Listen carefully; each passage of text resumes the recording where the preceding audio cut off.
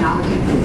For more information on openings, events, success chapters, visit careers.newstate.org.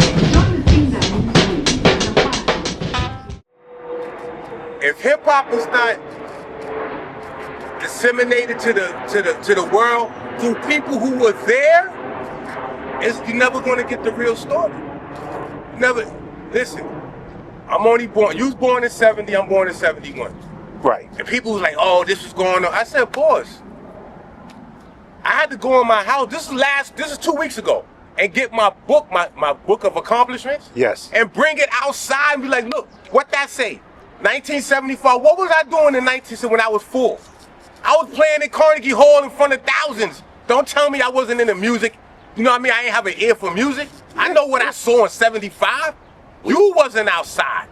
And what I saw in 75 is, it was the nothing going on but funk, R&B, soul, and then disco came out. And Yes. in 1976, when disco put out those 12-inch instrumentals, this is what started people rapping, rhyming on the mic. But rhyming been going, Muhammad Ali is an MC. He float like a butterfly and sting like a bee. He been doing this already. The first recorded rap is a gospel song from 1940 something.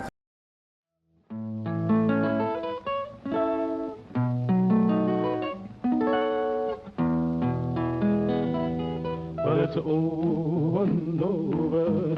Oh, oh no, oh no, God's gonna ride on the women's side. But it's over and over. Oh, oh no, oh no, God's gonna ride on the women's side. Brother Noah, my God's talking right on the women's side. Said he would ride on the wind and tide. Hey, children, stop still and listen to me. God walked down to the brandy sea. He declared that the Eve was a sent from man, and then he decided to destroy the land. He spoke to Noah. Noah stopped. He said, Noah, I want you to build me an ark. I want you to build it 3 cubits long. I want you to build it big and strong. I want it 50 high and 50 wide, so it will stand the wind and tide. And that's a recording, so you had, how long was it going on before it hit a record? Yep. When we got off that slave ship and learned English, that's when rapping started. If you read the Bible, you got the Songs of Solomon. If you read it in Hebrew, that's a rhyme. The whole book is a rhyme book. And we've been doing this forever. Hip-hop became special because the youth started doing it. That's what made it special. Right. Rapping been going on, the spoken word has been going on since the beginning. In the beginning was the word, and the word was with God, and the word was God. That's when all of this started. So stop, and everything in hip hop had no other influence. Kool Herc was Jamaican, yes he was. He ain't play I Shot the Sheriff not once in 70s. He ain't play none of that. He ain't play. He ain't played no ska and none of that in the 70s. You was not there. He played what we was playing. If he started in 73, Flowers started in 68. And you not, like I was saying before, you cannot take this man's name and then say he got nothing to do with hip hop. You can't do that. You can't take DJ Hollywood's name and say he has nothing to do with hip hop. How many Hollywoods out there? That's because of Hollywood.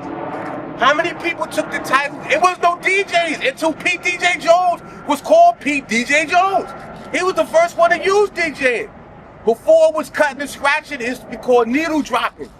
That needle dropping was the only way you could cut a record. And Pete DJ Jones was already known for that. So what is everybody talking about? Grandmaster Flash said he created the quick mix, which he did. But the mix was already going on. He just got the quick mix. He put mixing, needle, he put that all together and he did what he did. He is the father of the quick mix. But it's the quick mix, not the mix. The mix was already going on. And before even that, you gotta go to the radio DJs. Frankie Crocker, and then you gotta, this hip hop don't drop out the sky. Somebody said, you know what, we're going, no, this is a 400-year process. Now the first seed as what we know is hip hop when it started to be built, because it's different. parts of hip hop that had to be put together. Hip hop is a put together art form. DJing, rhyming, it all got put from 19. Listen to this. This was June of 1968 when Flowers was in Yankee Stadium. And in March of 1978, you hear the word MC. That's a 10-year process, boys. That's 10 years to put what we know as hip hop together. 10 years. And I'm gonna break it down. The word MC, the term hip hop, and quick mix theory all came out of one group. They put the whole, basically, they started hip hop. If you want to say who started hip hop, they put everything together. DJing, rhyming, and the term hip hop came from the 3 MCs, from Grandmaster Flash and 3 MCs. But before them, the groundwork was being laid. Stop it. I got a flyer from 75 when Copeland Rock first took the name Copeland Rock. Because there's a flyer, it came out on Saturday. This is 75. It was Saturday. I wish I had my phone to show it, but it's Saturday. He's called Nasty Coke. The next week, it was a flyer put out on Tuesday. He is now Copeland Rock. Now, he did an interview where he said Herc's father gave him that name and he ain't like it. And he took on Copeland Rock at the Hevelo, and the flyers from the Hevelo. 3 days later, he's Copeland Rock. And on 3 days before, he's Nasty Coke. We got receipts to this. It's receipts to when hip hop was put together. And being that those flyers all say rock, because the word rock was not in our vocabulary. Because when white people took over rock and roll, nobody went to the club to rock. We went to the club to get down, get funky, and get loose. The word rock, we would not, for that word rock to start appearing again, is for what reason? For one reason. This is the exact moment in time when the incredible bongo band was introduced to the game. Bongo rock and Apache.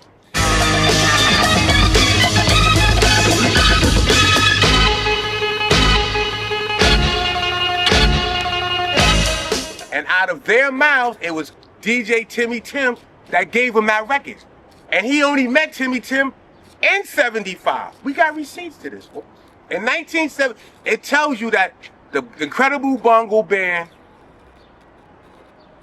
was introduced to the game. 1975. 76, you got 12-inch instrumentals. 77, you got more people rhyming. 78, the term MC come into play and quick mix theory come into play. Hip hop is born. If you came after that, you are late. Listen, a participant is not a creator.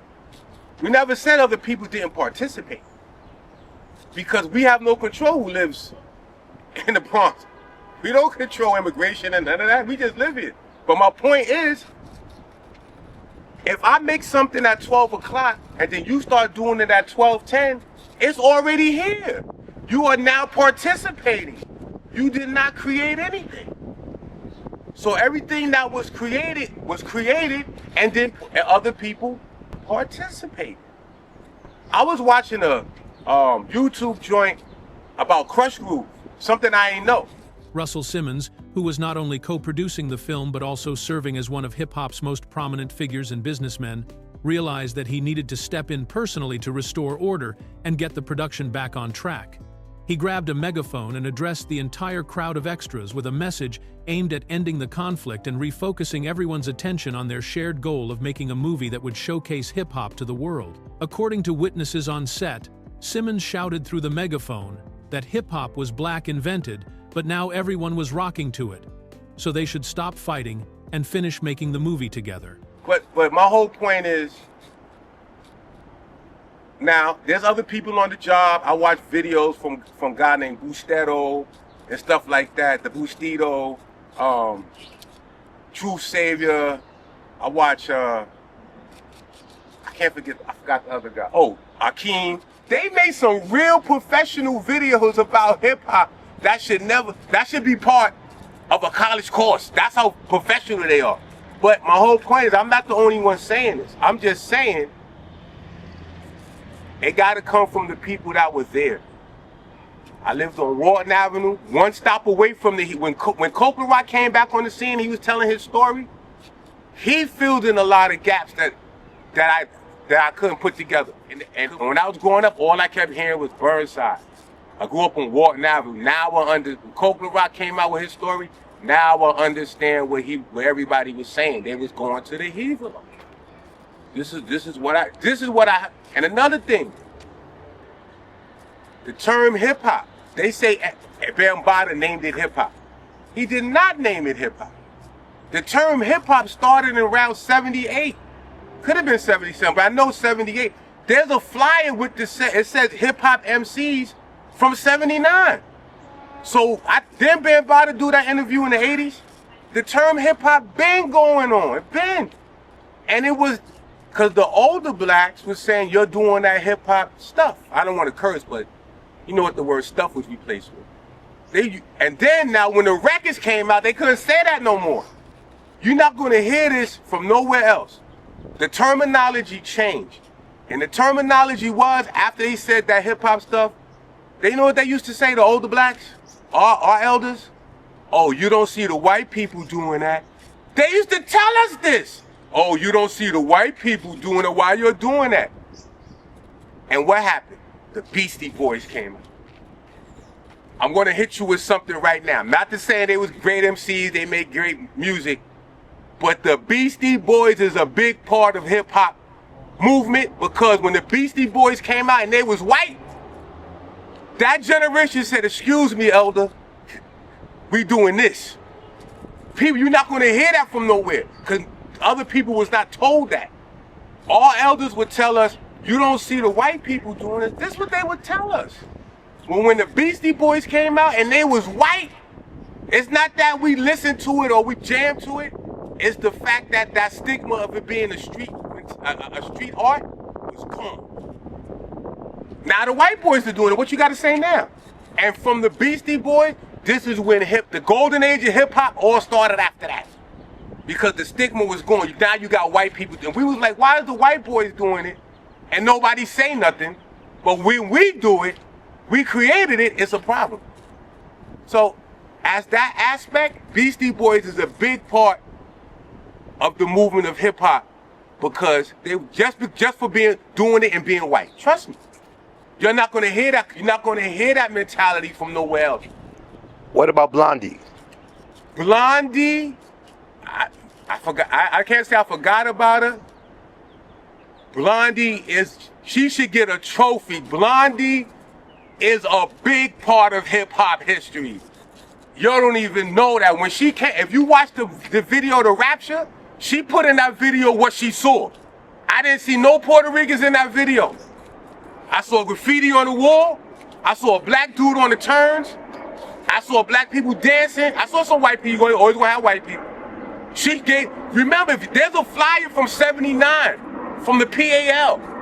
And the story is, Fab Five Freddy actually brought her up there for that battle. She was in the building, and she saw that battle. And she made Rapture in 80, and it got big in 81, but she put in that video what she actually saw that night. Now, Blondie's a white woman with blonde, she's white. She put in what she saw. She didn't put no Hispanic or Jamaican flavor in there at all, because that's not what she saw. Not, oh, breakdance. Breakdancing is one dance in hip hop. It's one dance. It came and it went, and other people did pick it up. Do you see breakdancing in that video, The Rapture? Ain't nobody breakdancing. The new thing is on that mic, and she's on the mic. She's on the mic. Yeah. Now, what I was going to say, and Blondie, that's the first song that introduces the gun. I thought it was The Message, but that came out before The Message. But that's not even the point. The point is Blondie, and she was the one that got the Funky 4+1 on Saturday Night Live. She's a big part of hip hop history. But nobody's going to come with that kind of outlook, because they trying to take over and mess it up. That's what you're trying to do. Okay, but people were like, what about the lyrics in hip hop? And I'd be like, what you talking about? That's not hip hop music. Anyway, There is no lyrics like that in hip hop. That what you hear right now, don't call it hip hop. That's not hip hop. That's whatever you're making. Listen, let me break it down. All hip hop is rap, but all rap is not hip hop. Just because you're rapping doesn't make it a hip hop song. Hip hop is about something. The message, and it's yours. Right? Like, we got records that were made that told you what hip hop is. That was the foundation. Whatever your deal with it after the fact, I don't know. I don't know. If you listen to It's Yours by T. La Rock, he tells you gotta be an adjective expert to get on a mic. You just can't be, can't forget a new rap language. We rock and don't stop. Well, it's a super califragilistic espialitosis, mental stranger, technopagotrices is the way we get. So it must Even have though been in the Nelly 80s. Mel was ahead of his time dropping the knowledge, as a whole, that song, A New Rap Language, made everybody step their mic game up. You just can't get on the mic. They made everybody step their game up. T. La Rock made It's Yours. That was the first record to break down what hip hop is. You gotta be an adjective expert. And then the second verse, he says, you take a record that's already made, you put it through the fader and the cross fade. He's telling you how to make hip hop. This is how you make it. He told you. He broke it down. Even Rakim said whatever year that song came out, he said oh, whether it be the quiet storm, hook a beat up, converted into hip hop form. He's telling you how to do it. We never said we take a song, hook it up, and convert it into hip hop form. And this is how you lay down the music and then you lay down the verbals. This is why hip hop was never mastered by other people.